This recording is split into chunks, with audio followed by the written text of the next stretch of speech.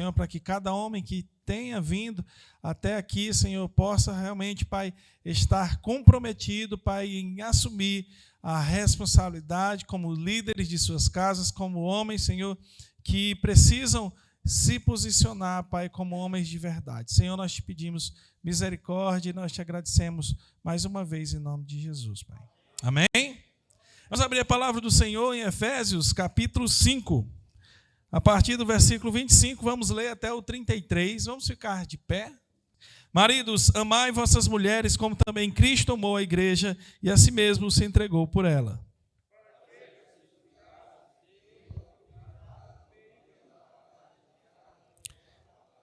Para apresentar a si mesmo igreja gloriosa, sem mácula, nem ruga, nem coisa semelhante, porém santa e sem defeito.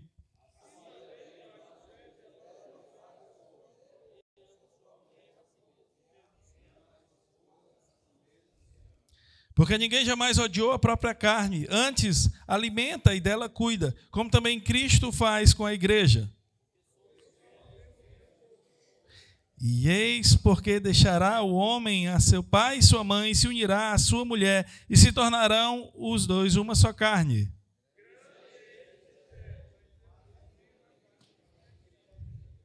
Não obstante, vós, cada um de per si também ame a sua própria esposa como a si mesmo, e a esposa respeite ao marido. Amém. Vamos louvar o Senhor com a equipe, rapaz, que é a maior da nossa região, né? É a igreja que tem o maior número de sócios, é a igreja de Araguaína, que gostaria de convidá-los, né? E parabenizá-los. Estão todo mundo uniformizado, bonitinho, combinandinhos. Seguro estou, não tenho temor do mal, se guardado pela fé em meu Jesus. Não posso duvidar desse amor leal, ele em seu caminho sempre me conduz. Não me deixará, mas me abrigará do pecado, viu me livrar. A sua graça não me recusará, se Jesus a quem me pode sustentar. No temor de Cristo Mestre, minha vida salva está. Do perigo que cercá-la, ele poderá livrá-la, seu poder eterno sempre susterá. Abrigo eterno tenho no Salvador, ele esconde a minha vida em seu poder. Em recear não posso no mal feito, que procura pertinaz me enfraquecer. Confiando então nessa proteção, sigo a Cristo e quero ser fiel. Na minha vida eu cheio de gratidão, sim, é o meu Senhor e Rei Emmanuel. No poder de Cristo Mestre, minha vida salva está. Do perigo que cercá-la, ele poderá livrá-la, seu poder eterno sempre susterá. Perigo algum me pode causar temor, pois meu Salvador não me abandonará. Com a sua proteção e com seu amor, dirigindo a minha vida ele estará. Nunca deixarei, mas fiel serei, sempre firme e cheio de fervor. A Cristo Redentor, meu Senhor e Rei, eu me entregarei firmado em seu amor. No poder de Cristo Mestre, minha vida salva está. No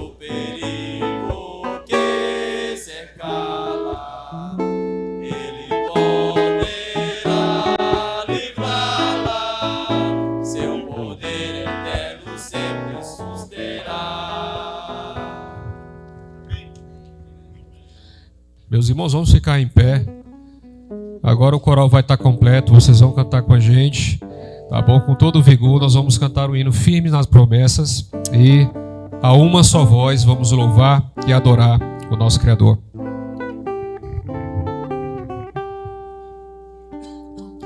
Firme nas promessas do meu Salvador, cantarei louvores ao meu Criador. Fico pelos séculos no seu amor, firme nas promessas de Jesus.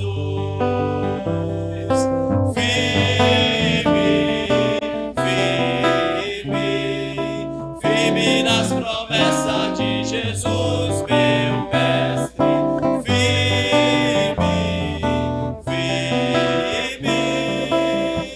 Sim, firme nas promessas de Jesus.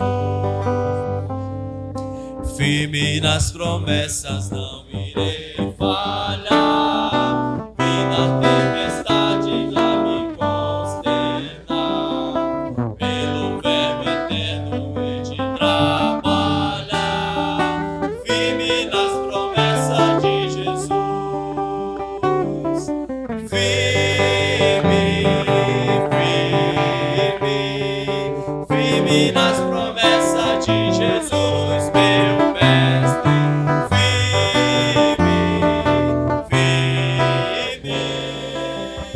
Sim, firme nas promessas de Jesus. Firme nas promessas, sempre vejo assim purificação no sangue para mim. Plena liberdade eu provarei sem fim, firme nas promessas de Jesus.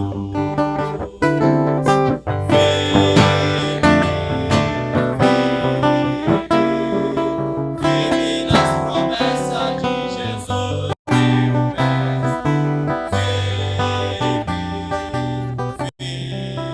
mestre. Sim, firme nas promessas de Jesus. Firme nas promessas do Senhor Jesus, em amor ligado com a sua cruz, cada dia mais alegre em mim na luz. Firme nas promessas de Jesus. Firme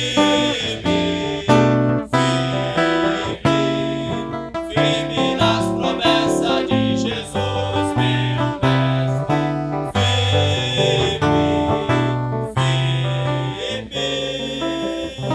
Sim, firme nas promessas de Jesus.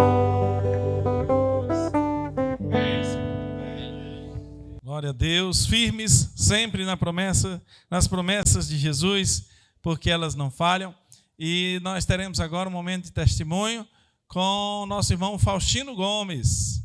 Pois é, irmão, e eu tenho sido muito abençoado nesses congressos.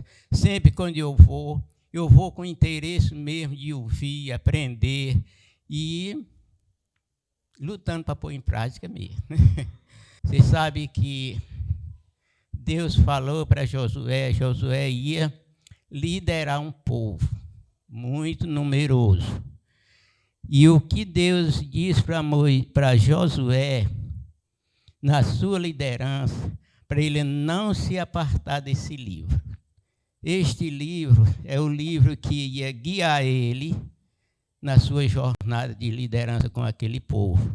Então, esse livro é o livro que nós temos hoje nas nossas mãos. Tudo enquanto nós se fazer, nós devemos pedir a direção desse livro, que é a palavra de Deus. Então, eu quero dizer para cada um de nós, não vamos apartar desse livro nas nossas atividades. E eu quero dizer, não só nas nossas atividades cristãs, nós como crentes, em qualquer área da nossa vida que nós ir fazer, nós temos que pedir a direção de Deus, para que seja feito conforme a vontade dele. Quero convidar aqui o nosso irmão Marcelo, que vai falar do nosso congresso nacional, que vai acontecer em Benavides. Ele vai dar todos os detalhes do nosso pré-eleitor, quando vai acontecer. Nosso presidente, queridos, nacional está aqui, é um privilégio. Marcelo, um privilégio você estar aqui, nós nos sentimos muito honrados pela tua presença. Tá? Fico muito alegre quando eu posso estar servindo ao Senhor no departamento e fazendo a obra. E eu creio que foi para isso que Deus me chamou. E quando Deus chama, a gente não deve dizer não, a gente deve estar sempre prontos a servir, certo? Quero também agradecer, né, a acolhida dos irmãos aqui da região Tocantina. Creio que é a terceira vez que eu volto aqui na região. A primeira vez aqui em Açailândia, né? A primeira vez foi no congresso regional que teve lá, no sítio Betel.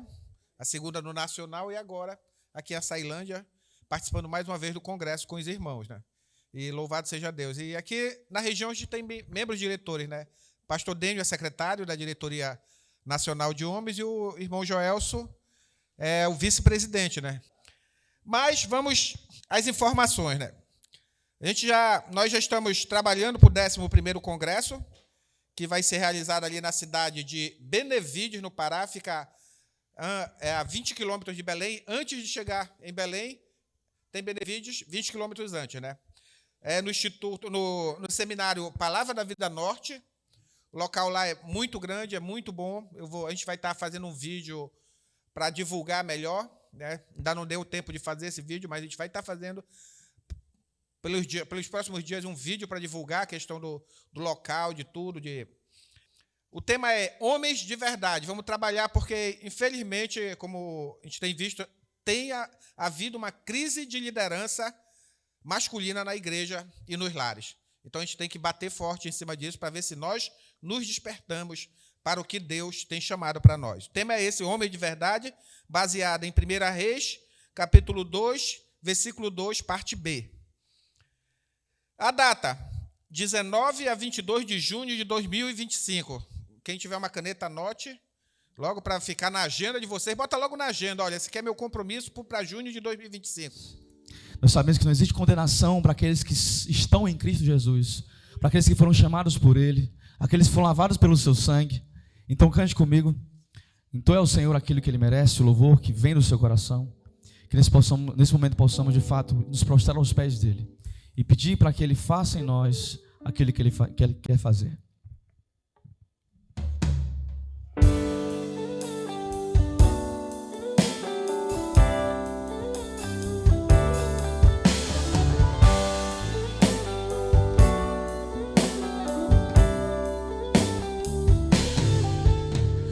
Todas as provas que eu já passei, é bem difícil, Senhor, a gente ter que ouvir acusações do vil tentador.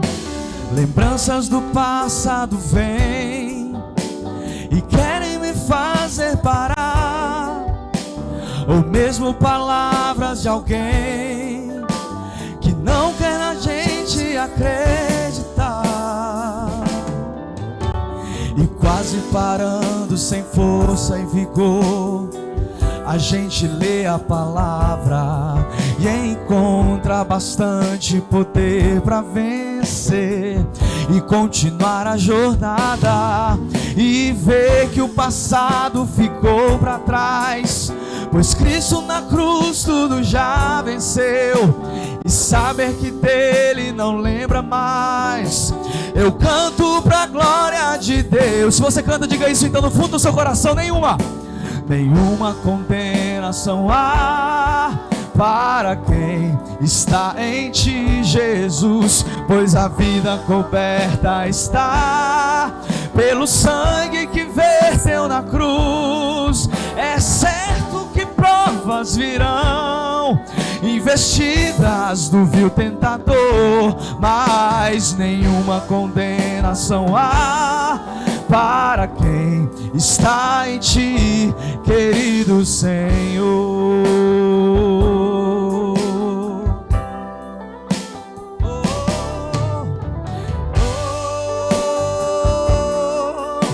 Obrigado, Senhor Jesus. E quase parando, sem força e vigor, a gente lê a palavra e encontra bastante poder para vencer e continuar a jornada e crer que o passado ficou para trás, pois Cristo na cruz tudo já venceu, e saber que dele não lembra mais. Eu canto pra glória de Deus. E diga isso então. Nenhuma condenação há. Cante. Oh Jesus, pelo sangue que verteu na cruz, é certo que provas virão, investidas do vil tentador, mas nenhuma condenação há para quem está em ti, querido Senhor. Diga Jesus. Jesus é o Rei da glória, Ele é o único que pode te dar vitória. Jesus é o Rei da glória, Ele é o único que pode te dar vitória. Pois não existe outro Deus, não existe outro Deus. Oh. E o nome dele é Jesus, o Rei da glória. Você pode cantar isso, diga. Jesus, Jesus, o Rei. Oh, Ele é o único que pode te dar vitória. Mais uma vez declare isso, diga. Jesus, só Ele é o Rei da glória. Oh, Ele é o único que pode te dar. Oh, pois Ele é soberano. Tu és soberano sobre a terra, sobre os céus. Tu és Senhor absoluto. Tudo que existe, tudo que existe acontece. Tu sabes muito bem. Tu és tremendo, mas apesar dessa glória que tens, tu te importas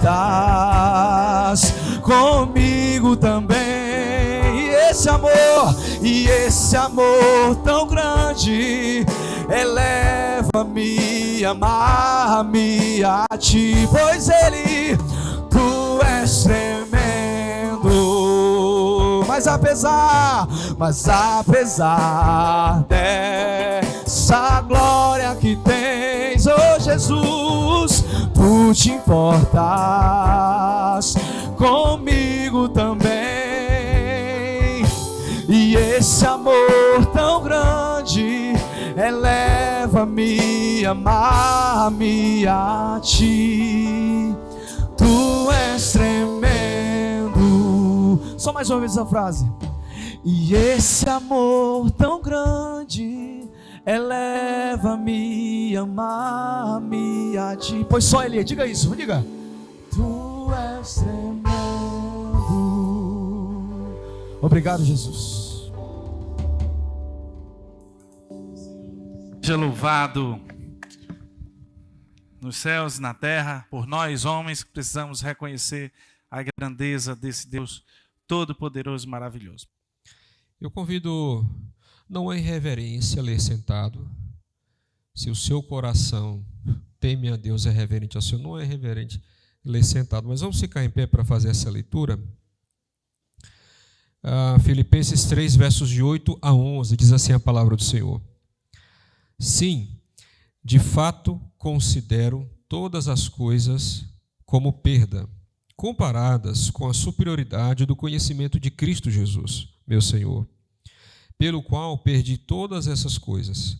Eu as considero como esterco para que possa ganhar Cristo e ser achado nele, não tendo por minha a justiça que procede da lei, mas sim a que procede da fé em Cristo, a saber, a justiça que vem de Deus pela fé, para conhecer Cristo e o poder da sua ressurreição e a participação nos seus sofrimentos, identificando-me com ele na sua morte, para ver se de algum modo consigo chegar à ressurreição dos mortos. Que o Senhor nos ilumine mediante sua palavra. Amém. Os irmãos podem se assentar.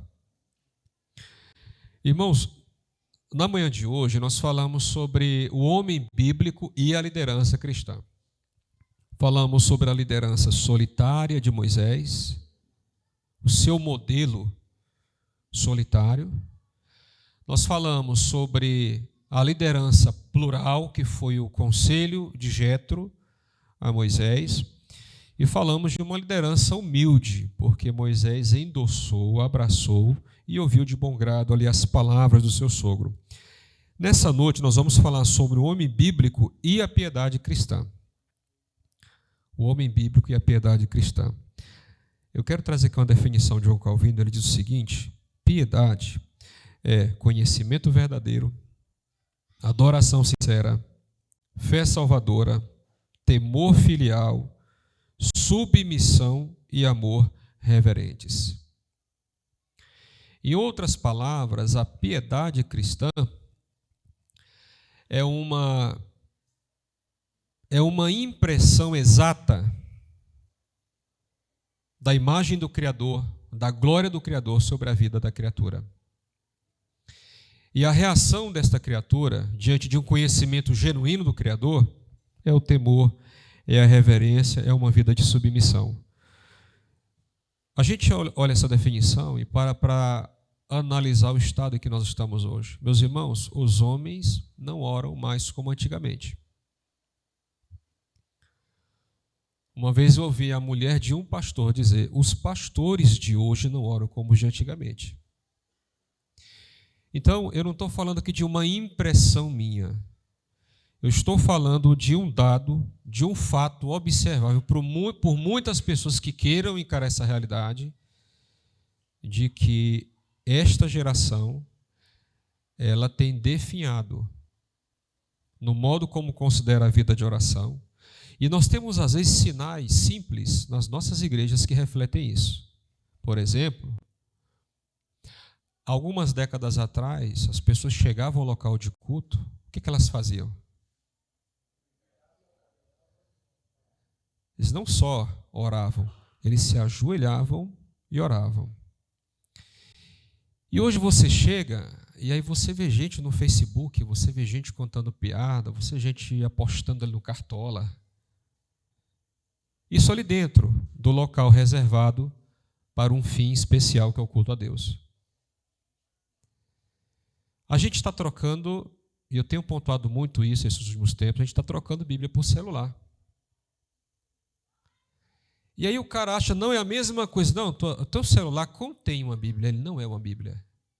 E a gente perde uma mensagem, um símbolo tão incrível que é ter esse livro em mãos, para substituí-lo por uma coisa que qualquer um pode interpretar de qualquer modo. Não, ele está levando o celular porque ele vai ficar mexendo na igreja, ele vai estar na rede social, ele vai estar no WhatsApp, ele vai estar distraído do que de fato acontece. Então a gente, pouco a pouco, está deixando aí pistas de que a nossa espiritualidade e piedade ela está indo para o ralo. Sim, pastor, fica à vontade.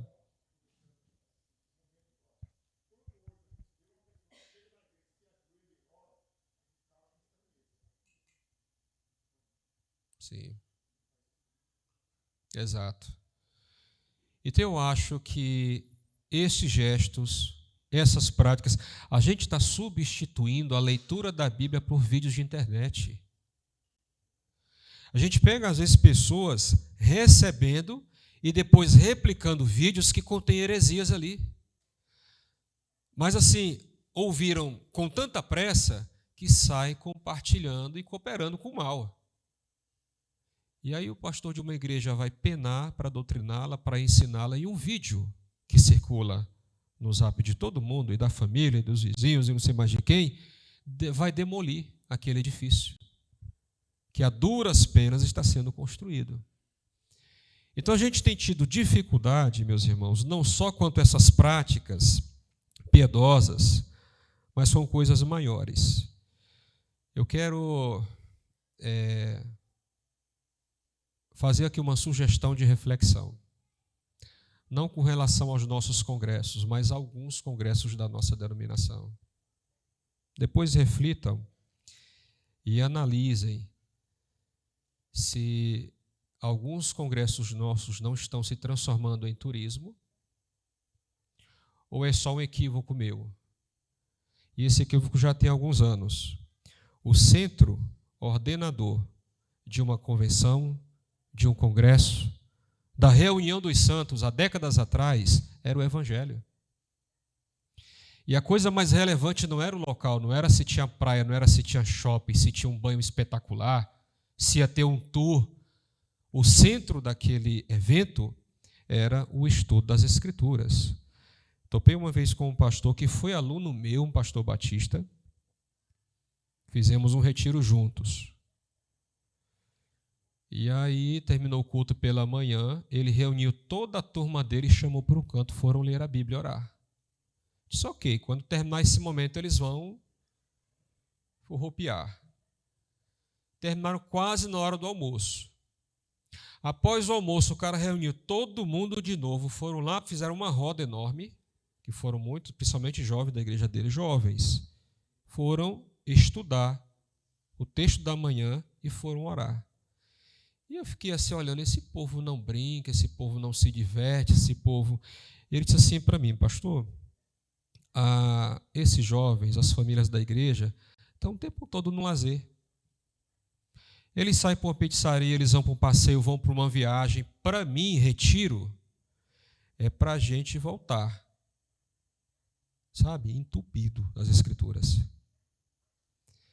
É para você passar o tempo que você puder falando de Cristo, orando a Cristo, louvando a Cristo. Para mim, retiro é isso. E ele diz que todos os retiros daquela igreja, a última coisa que se pensava em colocar como um centro, como uma coisa relevante, era lazer. Ele diz, os nossos retiros é para oração e estudo da palavra. Todo o nosso retiro é para isso. Eu nem preciso dizer para vocês o resultado que foi na vida daquela igreja. Está lá até hoje. O pessoal não larga o osso. Então, a gente olha para este cenário de homens que oram menos, de pastores que oram menos, de uma igreja que confere menos nas Escrituras aquilo que está sendo pregado, de púlpitos doentes, de um desinteresse enorme pelas Escrituras, e a gente se pergunta, como será a próxima geração? Porque a próxima geração terá muita coisa a ver com esta geração. Então a gente precisa pensar no tipo de homem bíblico que nós devemos apresentar aos nossos filhos, às nossas mulheres, aos nossos colegas de trabalho e à sociedade em geral. Então precisamos de solidez do nosso testemunho, da nossa piedade, da nossa devoção. Essa carta, meus irmãos, escrita a Filipos pelo apóstolo Paulo, ele estava preso em Roma. Ela tem muitas peculiaridades, não dá para citar todas. Eu quero mencionar aqui problemas externos que aqueles irmãos tinham. Por exemplo, o culto ao imperador. Então eu estou falando de perseguição a nível de Estado.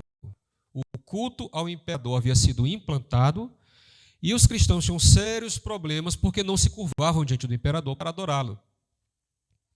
E daí se tinha ameaças, acusações, espólios, prisões e às vezes morte.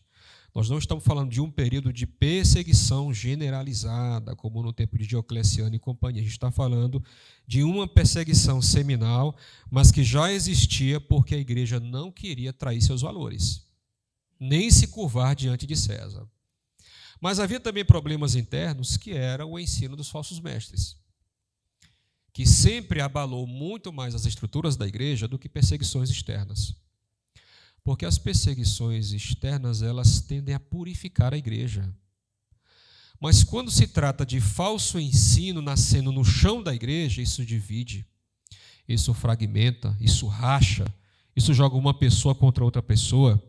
Isso gera um clima ruim. Então, o erro teológico, as heresias sempre causaram mais destruição na vida do povo de Deus do que perseguições externas. Então, nós temos este cenário na igreja dos Filipenses, e Paulo vai falar nesta sessão, depois de já ter falado sobre a sua defesa do Evangelho, a sua prisão por causa do Evangelho, depois de já ter apelado à igreja para que tenham comunhão, que vivam em amor, que sigam o exemplo de humildade de Jesus, ele começa esse capítulo 3 falando dos falsos mestres. Então, antes de chegar no nosso versículo 8, ele vai falar e chamá-los de cães, que era o termo que não só os judeus, mas de modo geral, os povos de línguas semíticas utilizavam para chamar alguém de maldito, de amaldiçoado, era chamá-lo de cão. Vocês lembram que nas maldições da aliança que Deus fez com Abraão, Gênesis 15, 17, vocês lembram que uma das sentenças é que os cadáveres dos desobedientes seriam comidos pelas aves dos céus e pelos cães. Isso aconteceu com Acabe. Então, na cultura do Antigo Oriente Próximo, era um animal que servia para comparar com pessoas malditas. Então, Paulo, neste capítulo 3, ele começa abrindo aqui os trabalhos dizendo, são cães. Tomem todo o cuidado com esses homens. Depois de chamá-los de cães, Paulo começa a falar dele mesmo e dizer, eu poderia me gloriar como esses caras. Ele faz uma lista, que leremos mais tarde, sobre o seu histórico, seu currículo vitae no judaísmo. Mas ele chega ao ponto que ele vai descrever como vivia naquele momento, diante das acusações, diante do seu passado humanamente glorioso dentro do judaísmo. Paulo vai nos ensinar aqui, meus irmãos, nos dar uma aula de piedade, sobre como um homem deve se portar para com os de dentro, para com os de fora, para com o seu próprio conceito a respeito de si, para com a pessoa de Jesus. Então a gente olha para esse texto e aprende grandes verdades no tocante à piedade cristã.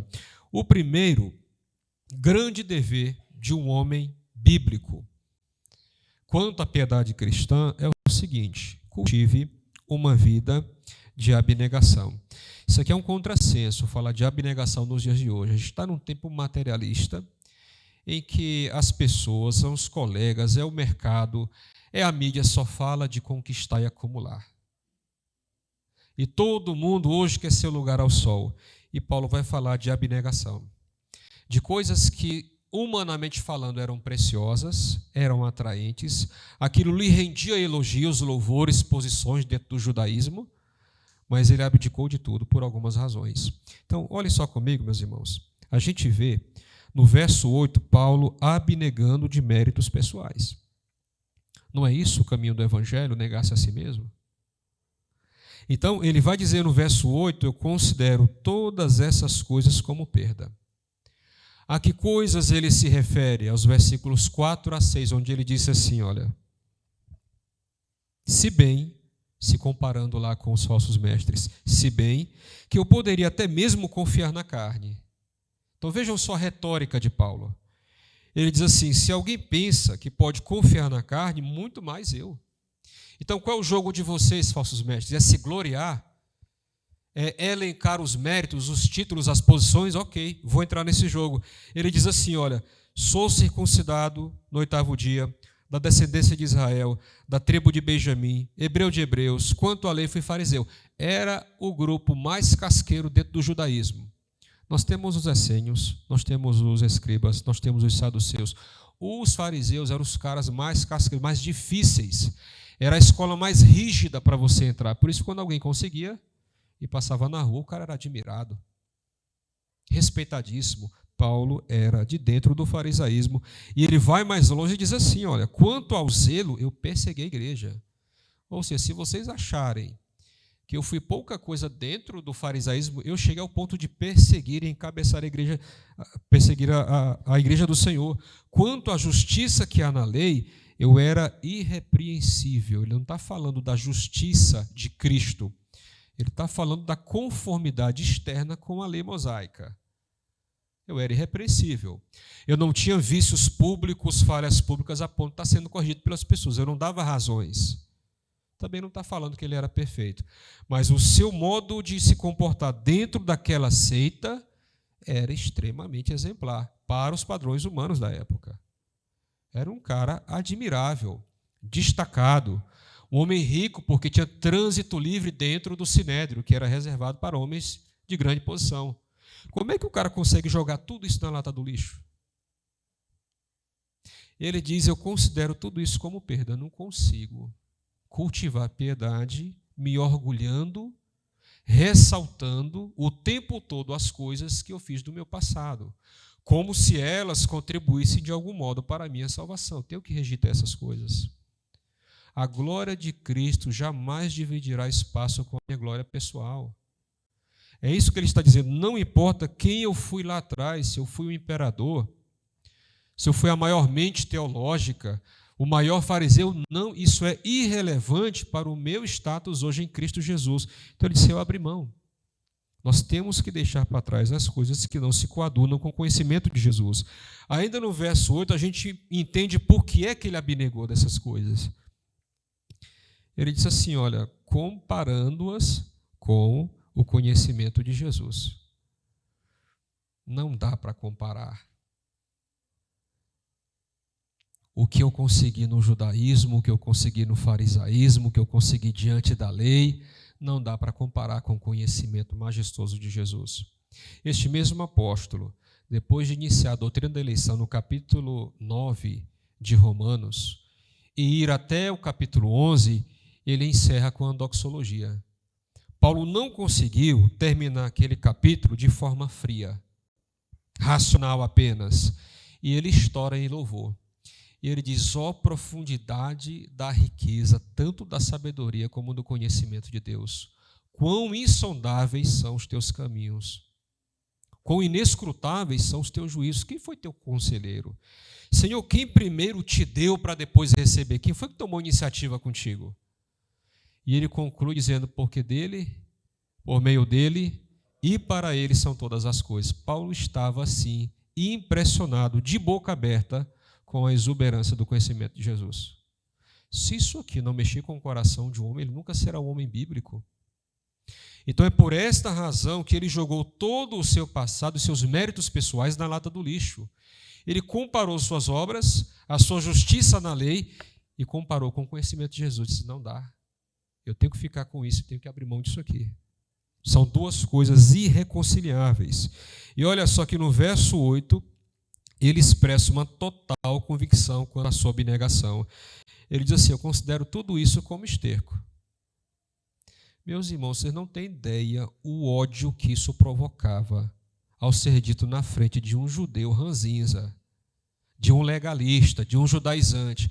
O cara pegar toda a sua herança, o seu status, o seu nacionalismo, a sua religiosidade judaica e falar, tudo isso para mim é lixo. Por quê? Em razão de quê? Em razão da sublimidade do conhecimento de Jesus. Este é o homem bíblico que Deus deseja que cada um de nós sejamos. De sermos tomados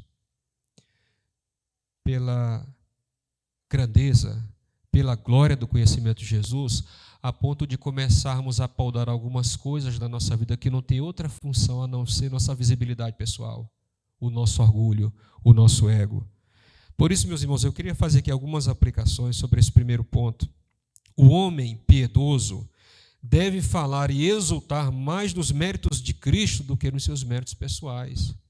Quantas e quantas vezes nas nossas vidas, talvez até aqui nesse congresso, a gente chega para o outro para falar da nossa renda, do nosso negócio, do que a gente está conseguindo, do carro que a gente comprou, da viagem que a gente quer fazer, e a gente vai citando coisas que expressam o nosso sucesso pessoal, e parece que a pessoa de Jesus ela ainda não está centralizada no nosso diálogo.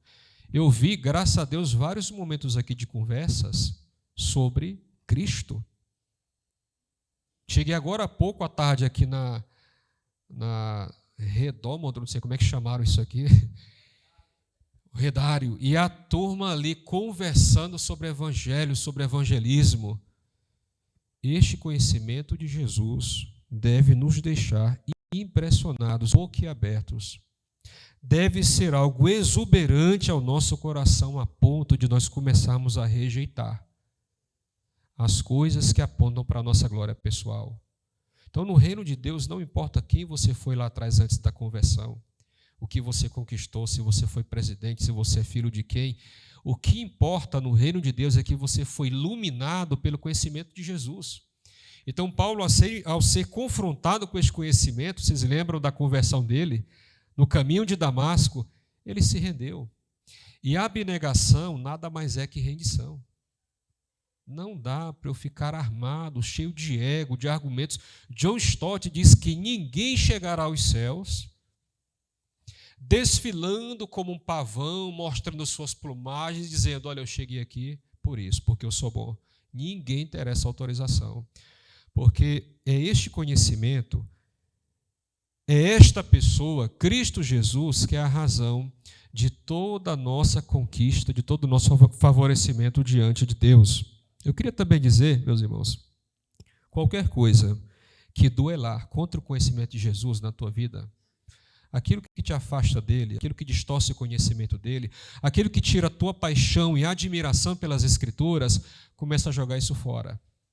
Abnegue dessas coisas. Por mais que seja prazeroso, por mais que te dê status, por mais que te traga glória, se isso aí está indo contra os valores do conhecimento de Jesus, lance fora. Falava para o pastor Elias, a gente terminou um estudo de evangelismo lá na casa do Roseal, e quando eu saí, a família, pai, tem um circo aí, lá na Via Lago. E eu não sou muito fã dessas coisas, né? Mas aí por eles, digo, vamos lá. É Broadway, né? O circo, né? Que está lá agora. Broadway, muito bom, o circo muito bom. Mas eu fiquei ali e imaginando como é que isso aqui pode contribuir para a minha percepção de Deus. Então eu não vou aqui me entregar à materialidade do momento, porque aquilo é bom, a diversão, a arte. E aí, irmãos, veio o primeiro espetáculo. Um cara lá equilibrando um monte de coisa nos pés, e eu fiquei olhando para aquilo. E eu procurei refletir de tal modo que aquilo apontasse para o conhecimento de Jesus. E eu fiquei ali pensando, como é incrível um Deus que concede ao ser humano a sua imagem e semelhança e embute nesse ser humano a racionalidade, a inteligência, a criatividade, o invencionismo. E o cara, mesmo sendo uma criatura finita, caída, pecadora, consegue fazer algo magistral. A gente ficava com medo do cara cair. Medo. E as luzes apagavam, ficava escuro, digo, agora ele cai. E o cara numa perfeição, e um espetáculo atrás do outro. E aquilo, meus irmãos, me levou a refletir sobre a grandeza de Jesus. Se o ser humano caído ainda assim constitui-se de tais habilidades, engenhosidade, humor, inteligência, nós devemos nos maravilhar mais ainda na fonte de todas essas coisas. Não é só a criação inanimada que aponta para o conhecimento de Jesus. Este conhecimento que deixou Paulo extasiado.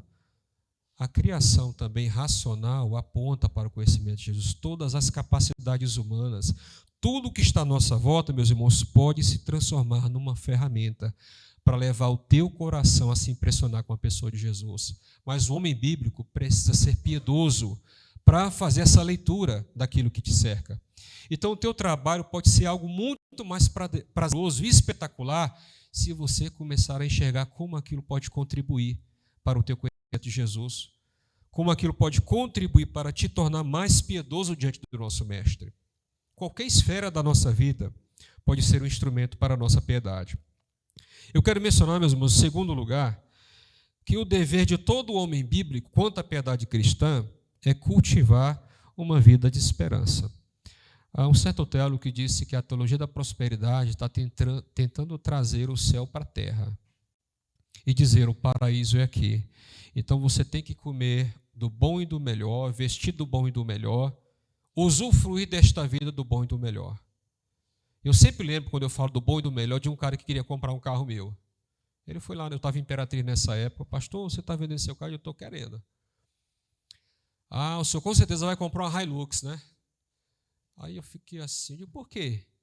Porque o filho de Deus tem que ter o do bom e do melhor. A minha vontade era, por que tu quer comprar esse carro? O meu? Ou tu não é filho de Deus?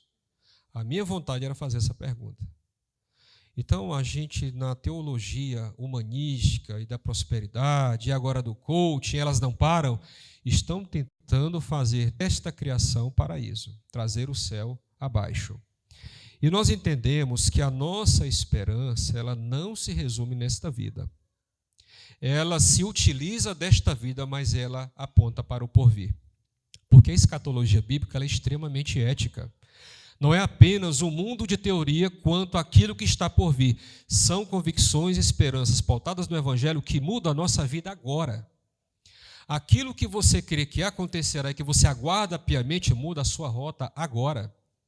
Então, olha só o que nós vemos aqui de expectativa do apóstolo Paulo.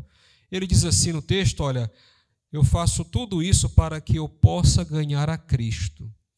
Ah, Paulo era arminiano, porque ele está falando que ele que vai ganhar Jesus. Não, Paulo está utilizando aqui uma linguagem que veio do mundo dos esportes. Lá na frente ele vai falar, eu prossigo para o alvo. Ele une a figura da corrida com a figura do arco e flecha, que é o alvo. Eu prossigo para o alvo, eu persisto. Ele está usando uma linguagem desse universo do mundo dos esportes, né? Os jogos istmicos, os jogos olímpicos. Mas ele está falando que a expectativa maior da vida dele era ter um conhecimento pleno de Jesus. E aí olha para esse homem. O cara falava diversas línguas, um homem respeitadíssimo, culto, o maior apóstolo, o maior plantador de igreja, o maior escritor de cartas do Novo Testamento. E o cara fala, o meu maior objetivo, o meu grande propósito de vida é conhecer a plenitude da pessoa de Jesus e o poder da sua ressurreição. Toda a minha vida, toda a minha carreira, todo o meu desgaste ministerial é porque eu quero chegar naquele dia e desfrutar plenamente da pessoa de Jesus. Ele diz ainda no verso 9, olha, que a sua esperança também era de ser aprovado. Ele diz assim, olha, e ser achado nele. Então percebam que ele se coloca numa voz passiva. Se ele quer ser achado, é porque alguém vai achá-lo. Este alguém que dá o veredito, este alguém que nos analisa, este alguém que nos absolve é Deus. E Paulo está mais uma vez dizendo, a grande esperança do meu coração é ver eu sendo aprovado por meio da pessoa de Cristo Jesus. Eu quero ser achado nele naquele dia.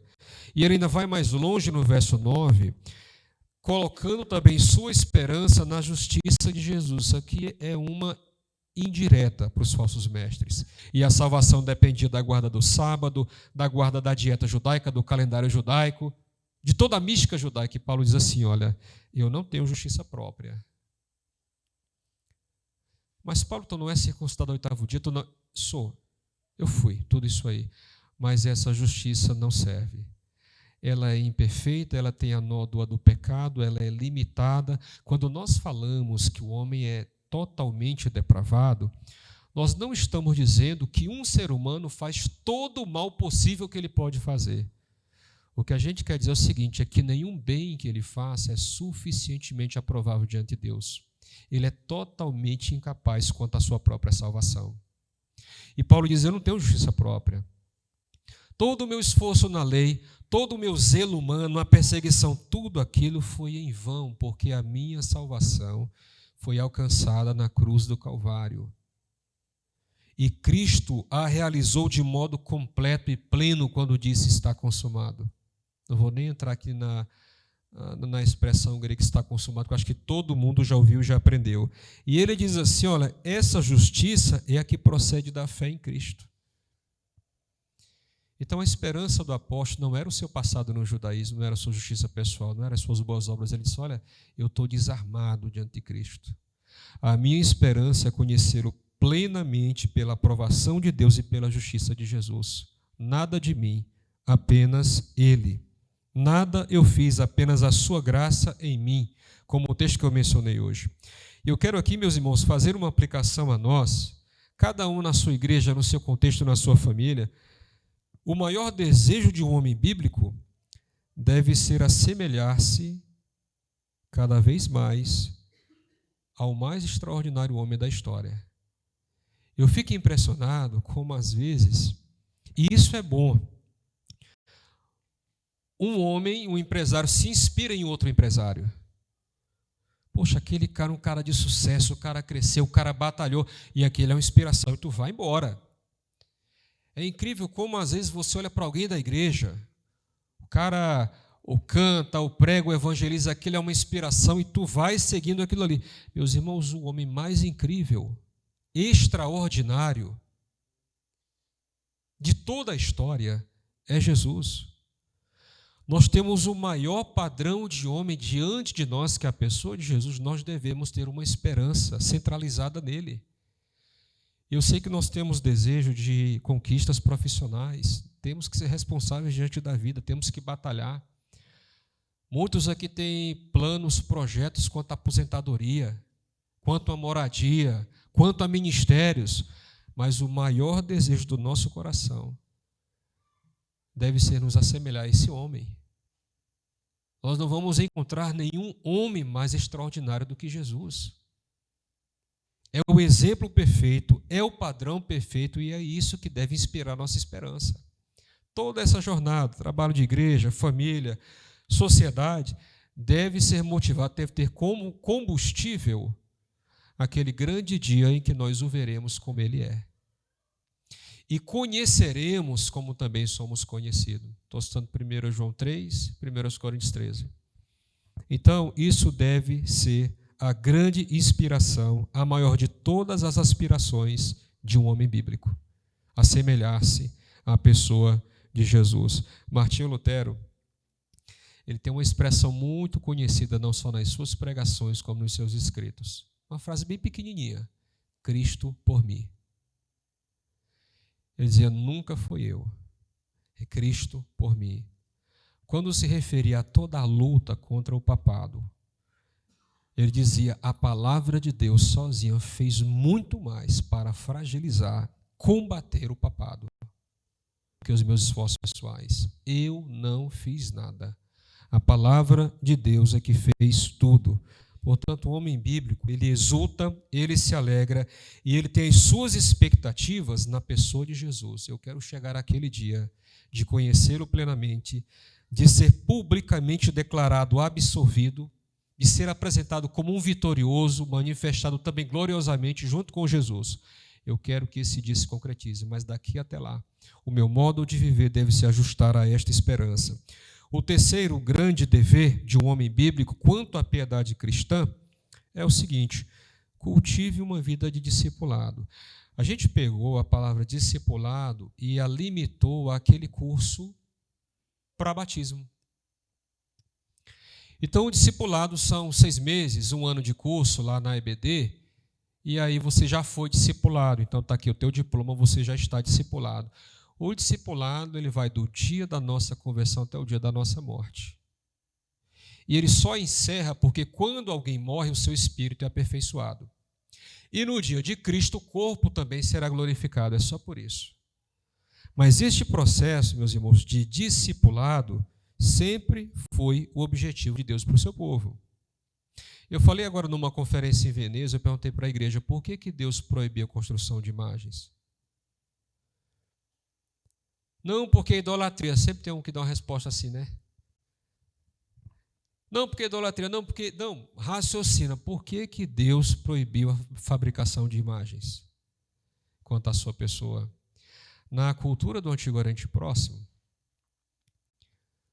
os deuses, é assim que eles criam, eles estavam não só representados nos ídolos, como também os ídolos continham a essência desses deuses. Então não era só gesso, só madeira. A essência da divindade estava ali. Onde Deus embutiu a sua imagem e semelhança? Qual a necessidade de ídolos? Se ele já imprimiu a sua imagem e semelhança numa criatura, que é o ser humano. E esta criatura, depois da queda no Éden, vai ter que entrar num processo de discipulado para que toda aquela imagem volte a ser reconstruída. A Bíblia chama isso de santificação. A imagem original perdida, ela vai começar a ser reconstruída. Tanto é que Paulo, quando fala do novo homem, Comparando com o velho homem, ele diz, olha, isso aí é justiça, conhecimento e verdadeira santidade. É Deus refazendo a imagem que o pecado deformou. E onde isso acontece? Isso acontece em uma vida de discipulado, de submissão constante aos valores, aos ensinos de Jesus. Olha só o versículo 10, como é que Paulo se coloca diante de Jesus. Ele começa a falar sobre o propósito do seu esforço. Ele diz assim, ó, para conhecer a Cristo, o poder da sua ressurreição. Isso aí no verso 10. Os rabinos, né, eles tinham várias escolas rabínicas em Israel. Nos dias de Jesus, as mais conhecidas eram a de Hillel e de Shammai. Hillel era um liberal, Shammai um cara mais ortodoxo. Mas tinham várias. E nessas escolas, os alunos eles não queriam aprender só teologia judaica. Eles também gostavam de se parecer com seus mestres. Então eles começavam a se vestir de modo parecido, eles começavam a falar, a andar de modo parecido com seus mestres. E quando a Bíblia fala desse discipulado, ela está falando de um aprendizado que diariamente nos torna semelhante ao nosso Senhor. Aí no verso 10, Paulo não trata só de discipulado no conhecimento, mas ele fala também de discipulado no sofrimento. Porque ele diz assim, olha, também para participar dos seus sofrimentos. Se o meu mestre sofre, eu vou sofrer com ele. Então, é a própria Escritura que vai dizer que nós não recebemos apenas a graça de crer, mas também de padecer por ele. E aqui, ele está colocando o sofrimento como uma ferramenta de discipulado. E é interessante, porque ele está preso, ele está acorrentado, ele está numa cela úmida, ele está sendo vigiado por sentinelas, publicamente envergonhado, exposto. Cadeia nunca foi um local bem visto. Então, Paulo está numa condição deplorável daquela, humanamente falando, e está dizendo, eu continuo seguindo, servindo e imitando o meu mestre nesses sofrimentos que eu enfrento. Então, o homem bíblico, ele tem esta visão de discipulado independente da situação que ele enfrenta. No dia bom, ele usará aquilo como ocasião para testemunhar a sua servidão a Cristo. No dia difícil, ele também utilizará-se daquela situação para glorificar a Cristo por meio desse discipulado fiel. Ele diz, meus irmãos, também que identificaria-se com Cristo na sua morte. Nós sabemos que Paulo foi decapitado fora dos muros de Roma. Foi uma reta final de ministério deprimente, humanamente falando, porque ele tinha vários colegas que o abandonaram, pessoas que não compareceram na sua defesa. Quase todos abandonaram ele. E ele poderia pensar, como pode? Eu trabalhei tanto, preguei tanto, escrevi tanto e estou terminando minha vida deste modo.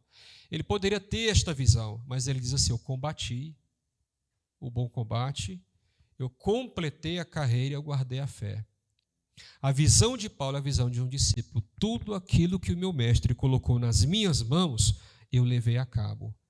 E essa foi a razão da sua paz diante da morte. Agora, a coroa da justiça me está reservada nos céus. Essa foi a fala do apóstolo.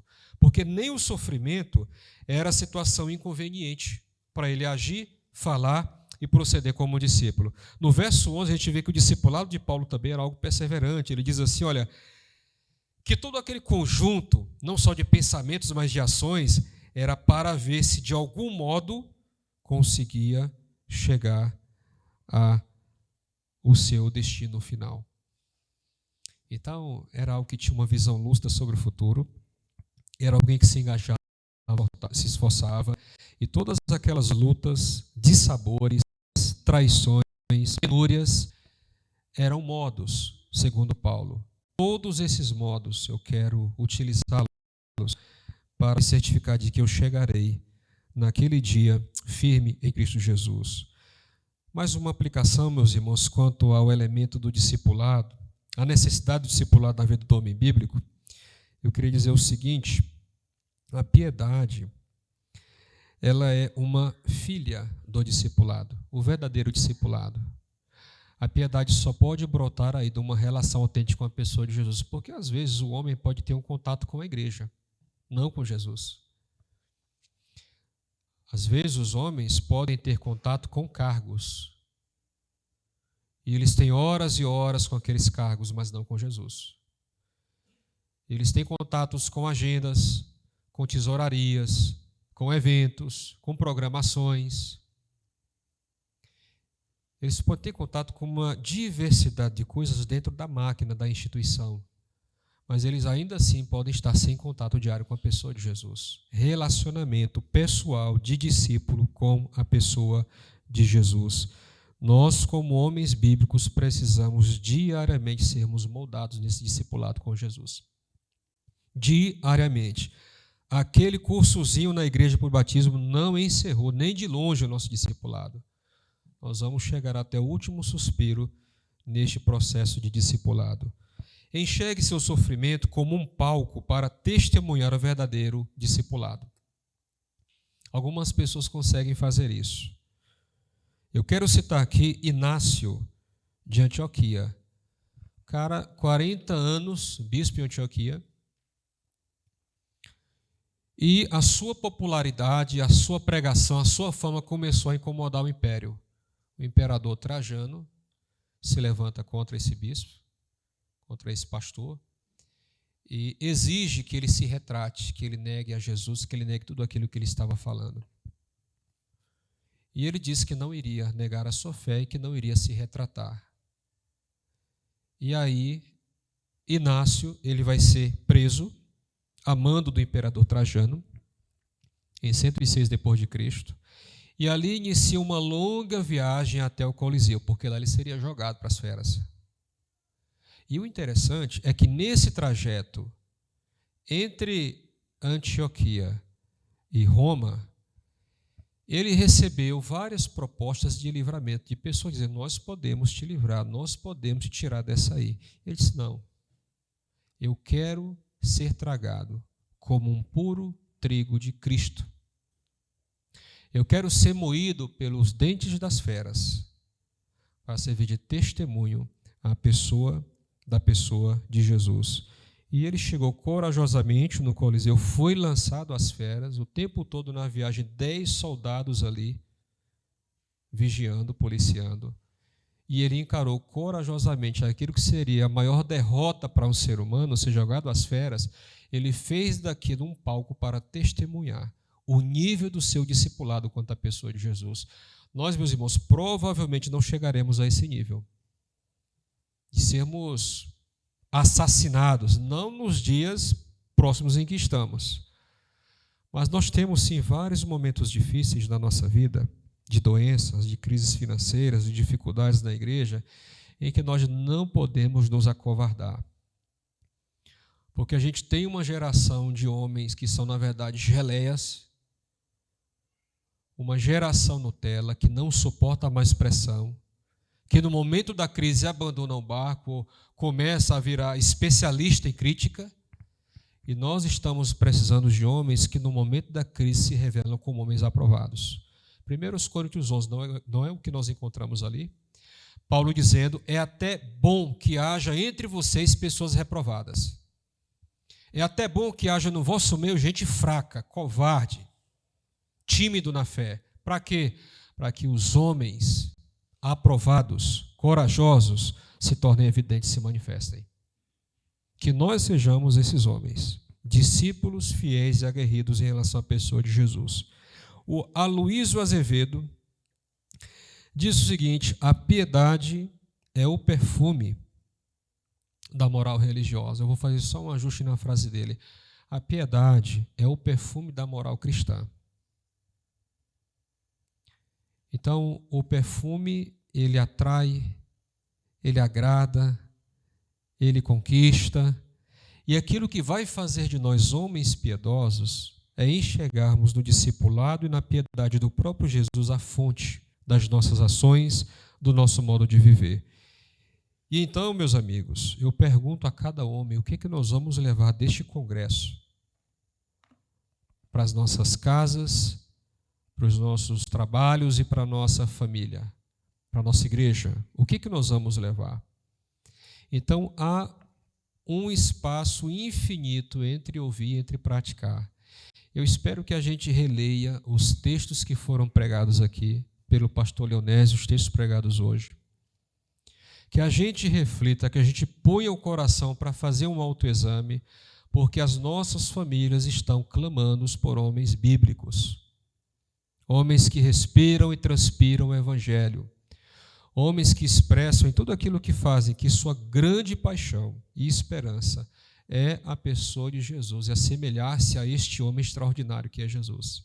Que Deus abençoe a todos nós, que Deus abençoe a toda a comissão organizadora, a todos os homens que apoiaram esse trabalho, e que o nosso coração tenha o privilégio da palavra ecoar dia após dia para o ajuste da nossa vida, para sermos homens bíblicos segundo a vontade do Senhor. Vamos orar nesse momento. Santo Deus, eterno Pai, nós temos, ó Deus, receios quanto à geração que nos sucederá, porque a nossa geração não tem construído as bases necessárias na piedade cristã para que nossos filhos assumam esse fardo.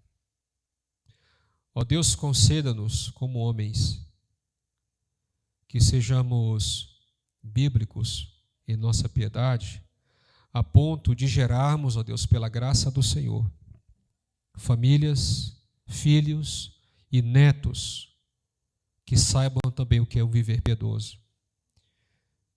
Senhor, que os nossos filhos assumam fielmente, corajosamente e piedosamente a missão que hoje nós carregamos. Ajude-nos a construir esta ponte, este caminho. Ajude-nos, ó Deus, a nos desagradar da nossa negligência, nos incomodar com as nossas falhas, com as falsas justificativas de tempo, de cansaço, do que quer que seja, e que abracemos corajosamente, ó Pai, uma vida de piedade, de devoção, de discipulado perante a pessoa de Jesus. E que este homem Jesus, este extraordinário homem, seja a nossa maior inspiração quanto aos homens que nós devemos ser. Abençoe-nos, ó Pai, abençoe nossas famílias, nossas igrejas, o nosso trabalho, e que cada um desses ambientes recebam homens muito melhores, muito mais capacitados e motivados no Evangelho. Assim nós oramos, assim nós agradecemos a Deus, o nome santo de Jesus. Amém. Senhores, muito obrigado pelo convite. Rei dos reis e Senhor, te entregamos o nosso viver. Oh, Rei dos reis e Senhor, te entregamos o nosso viver. Então diga isso para te adorar, ó Rei dos reis. Foi que eu nasci, ó Rei Jesus.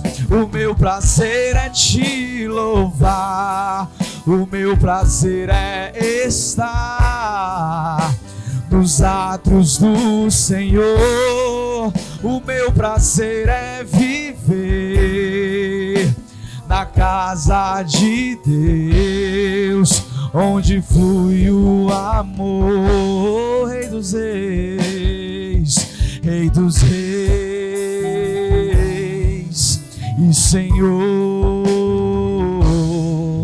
te entregamos o nosso viver. Só a ti, Jesus, Rei dos reis e Senhor, te entregamos o nosso viver pra te adorar, ó Rei dos reis. Foi que eu nasci, ó Rei Jesus. O meu prazer é te louvar, o meu prazer é estar nos átrios do Senhor. O meu prazer é viver na casa de Deus, onde flui o amor. O meu prazer é viver, diga isso, na casa de Deus, onde flui, onde o teu amor me alcança, Jesus, diga. O meu prazer é viver na casa de Deus, onde flui o amor, pois só tu és grande, grande é o Senhor e muito digno de louvor. Na cidade do nosso Deus, seu santo monte, a alegria de toda a terra,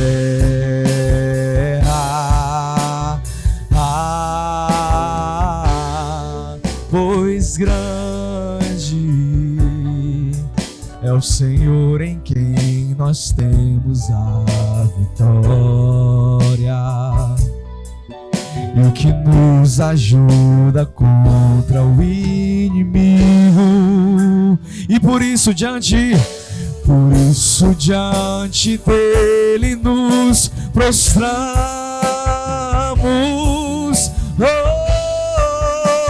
Queremos o teu nome, queremos o teu nome engrandecer